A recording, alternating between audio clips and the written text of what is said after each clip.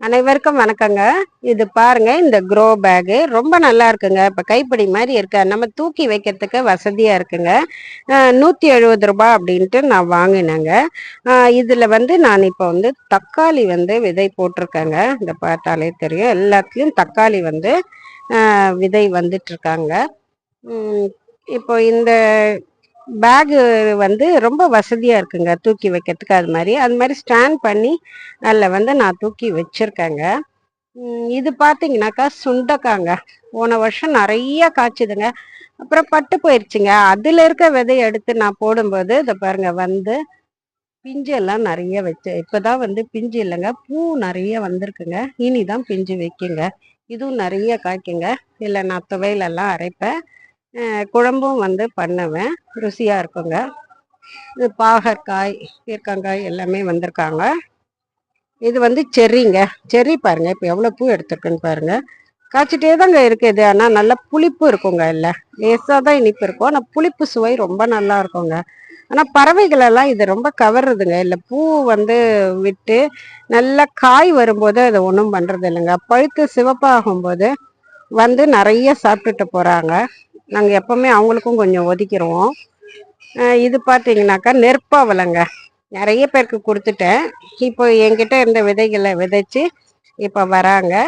போன வருஷம் வந்து இல்லை, நான் மாலை, கைக்கு வந்து பிரேஸ்லெட் மாதிரி, காதுக்கு கம்மல் எல்லாமே செஞ்சிட்டேங்க.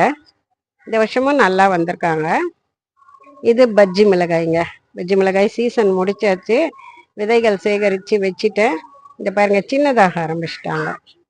இது எல்லா விதத்துலயும் சமையலுக்கு நம்ம உபயோகப்படுத்தலாங்க. காரம் இருக்குங்க. எல்லாம் நல்லா வந்துட்டு இருக்காங்க.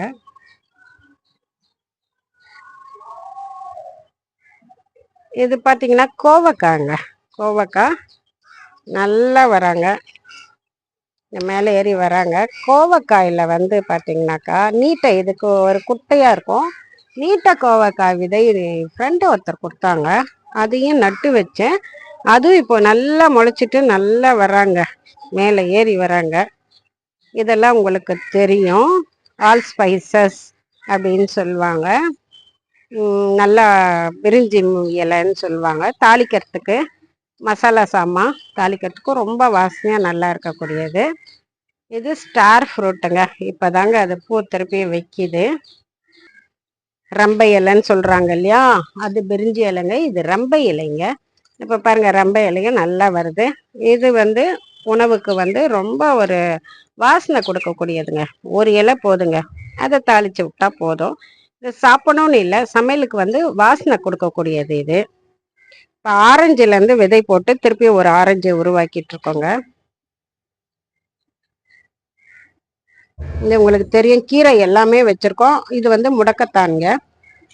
நிறைய எல்லா இடமும் அவங்களே வளர ஆரம்பிச்சிட்டாங்க. அது சந்தன மரங்க. இப்போ தான் நல்லா வளர்ந்துட்டு வராங்க. இதுதான் சந்தன மரங்க. பாருங்க, இப்போ வளர்ந்துட்டு வராங்க. இது பெரிய தொட்டியில் இன்னும் மாற்றணுங்க. மாற்றணுங்க. இது பொறுமையாக எல்லாத்தையும் பார்த்துட்டு இருக்க அனைவருக்கும் மிக்க நன்றிங்க.